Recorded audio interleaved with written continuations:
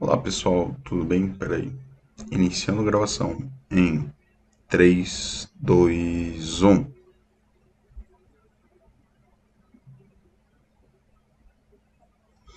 Olá pessoal, tudo bem? Estou aqui gravando esse vídeo. Meu nome é Douglas Emanuel. Atualmente sou formado em Engenharia Química pela Universidade Federal de São Paulo. Eu estou gravando esse vídeo para contar um pouco da minha trajetória, de como eu, sem cursinho, consegui passar em um vestibular de alto nível, né? Inicialmente tenho que contar um pouco da minha trajetória, né? Dentro do meu seio familiar, eu sempre fui muito estimulado a estudar, né? E meus pais, eles sempre tiveram a seguinte premissa de que eu iria entrar em uma universidade pública. Então sempre eles foram, investiram dentro daquilo que era possível para eles na minha educação. E sempre, desde pequeno, me foi incutir essa mentalidade que eu estava sendo preparado para vestibulares de alto nível. E isso fazia com que meus pais, eles constantemente, dentro daquilo que era possível para eles, trocassem de escola em prol de que eu tivesse sempre em escolas de alta performance, né, voltada para vestibular. Até que no ano de 2007 eu fui e ingressei, perdão, no ano de 2006, eu fui e ingressei no Colégio Militar de Recife, que eu fui criado em São Paulo, mas em um determinado momento eu tive que morar em Recife, decorrência do meu pai ele ser militar. E lá é um colégio que é muito voltado para essa cultura de concursos militares em vestibular. E também é um colégio que procura desenvolver o potencial do aluno, né? Mas eu acredito que o grande despertar para minha pessoa foi quando tinha um amigo meu, quando eu estava no primeiro ano do ensino médio, quando o amigo meu, o Brum, ele fez uma preparação para o Colégio Naval e depois ele obteve êxito na preparação do Colégio Naval. E algo que eu acho muito interessante, em específico na preparação dele, é porque na primeira fase do Colégio Naval eram 20 questões e ele inicialmente ele só tinha acertado uma. Só tinha acertado 9, perdão. Por uma, ele não tinha ido para a segunda fase. Até que, de repente, né, coisas de concurso, foi, foi anulada uma e ele conseguiu lá passar para a segunda fase e hoje se encontra como oficial de marinha, né? E no segundo ano do ensino médio, naquela época, em 2009, eu fui para uma turma específica dentro do colégio militar, que era uma turma que era focada para o concurso da Escola Preparatória de Cadetes do Exército. E aí foi o meu primeiro concurso realmente de fato.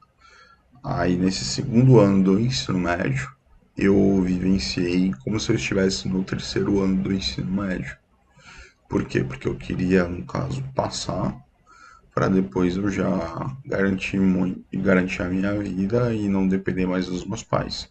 E isso é uma mentalidade frequentemente comum dentro do meio de familiares militares, né? A juventude ela já quer dar os seus próprios passos financeiros, já quer cortar o cordão umbilical.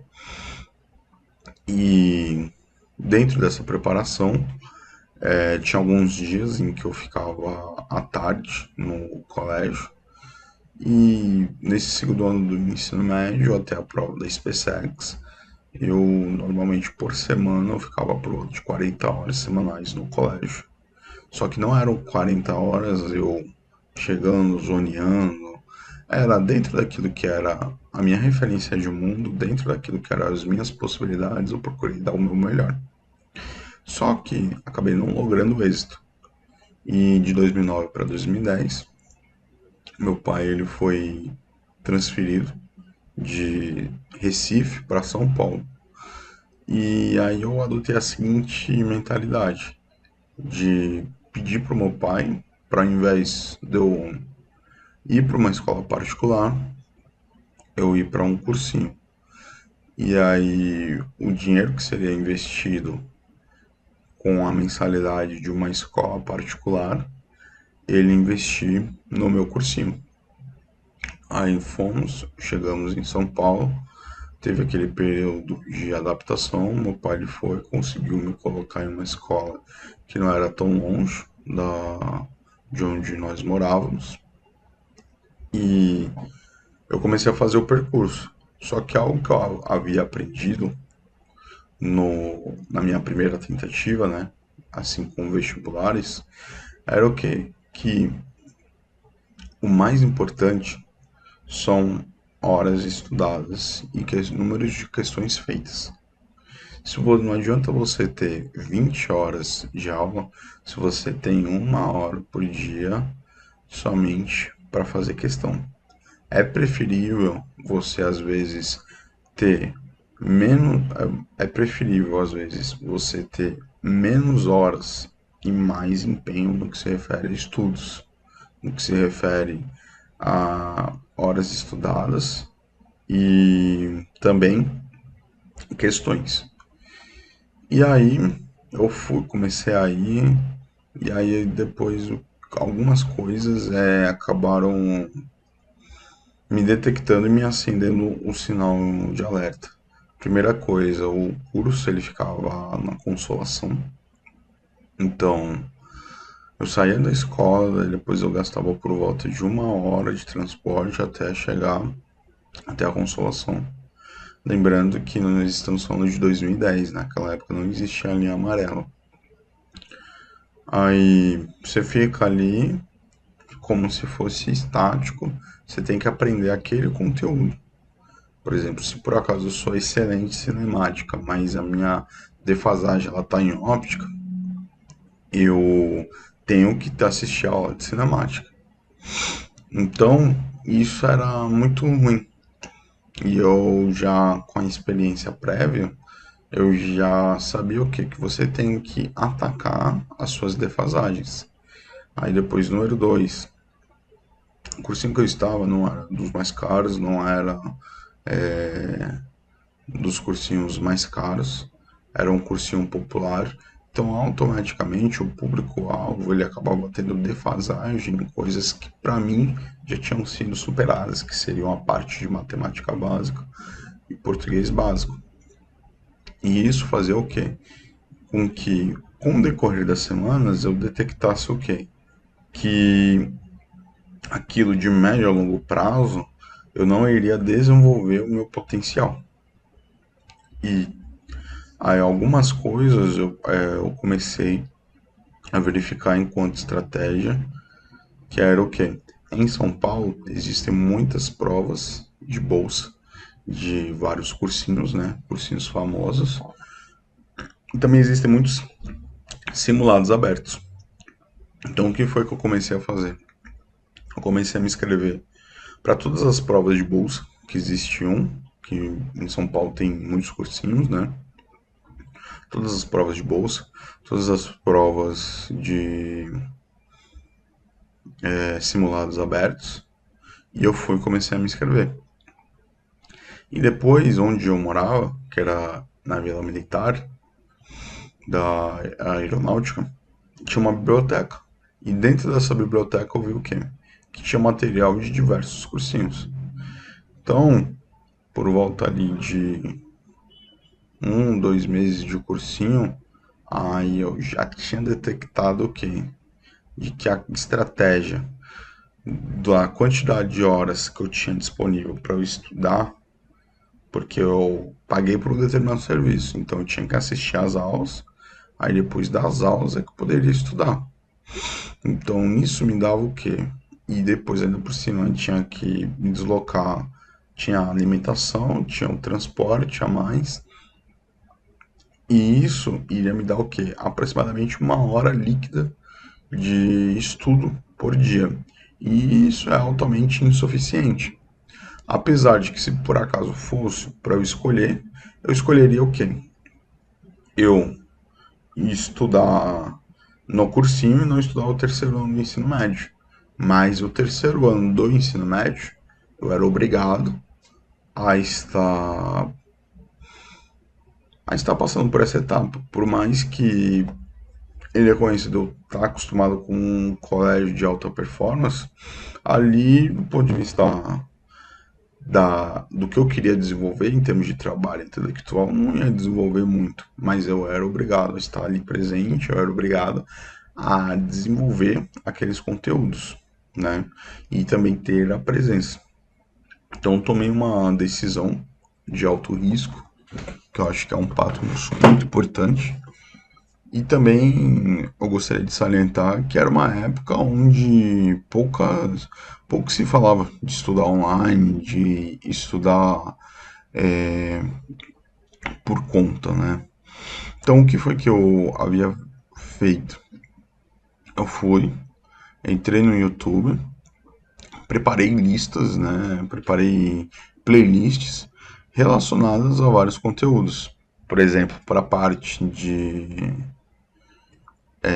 química, daí eu procurava os vídeos que tinha, que outrora era um DVD, né?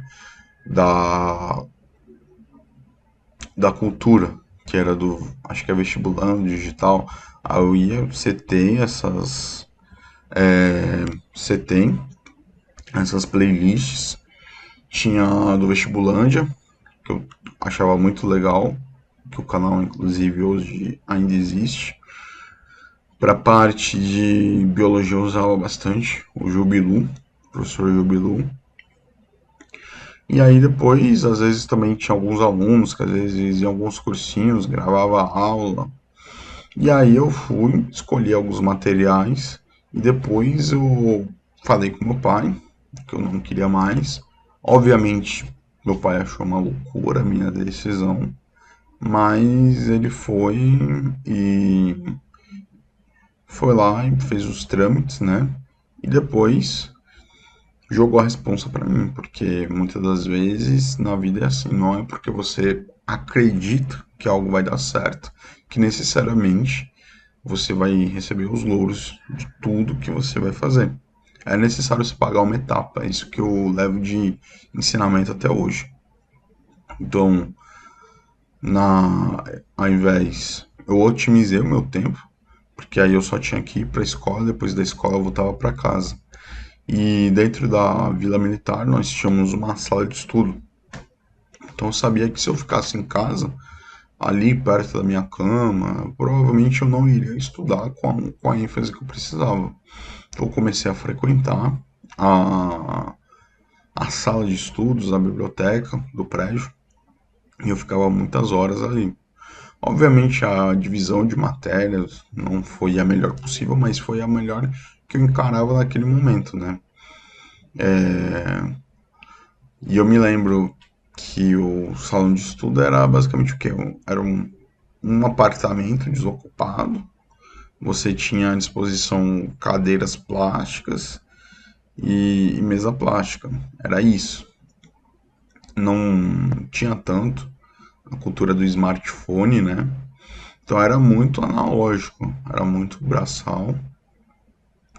E houveram dias que realmente de fato foram difíceis, porque era uma jornada muito solitária. Eu achava que, do ponto de vista econômico, o dinheiro que ia ser, que meu pai investia no cursinho iria se tornar como se fosse uma espécie de linha de crédito para mim, para eu poder comprar alguns livros, para eu poder utilizar com para o meu próprio estudo. Só que aí depois também meu pai ele estava passando por épocas de dificuldades econômicas, então parecia tudo ir ao contrário, né? E eu fui, a mentalidade que eu tinha era de que eu iria abrir mão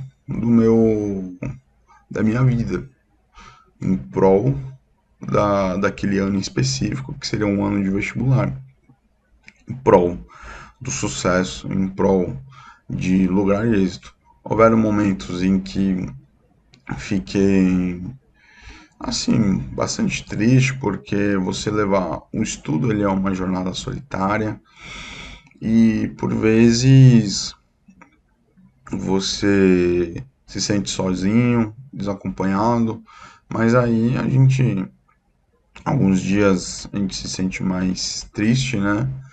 E ainda mais quando você está sozinho, né? Você sabe que o curso que eu ambicionava, que no caso seriam as engenharias, simplesmente os melhores dos melhores são os que escolhem. Engenharia, direito, medicina. Então eu sabia que eu estava competindo como se fosse a Fórmula 1 dos vestibulares. Mas continuei ali me dedicando e passei, paguei a minha etapa e no final acabou dando certo, né?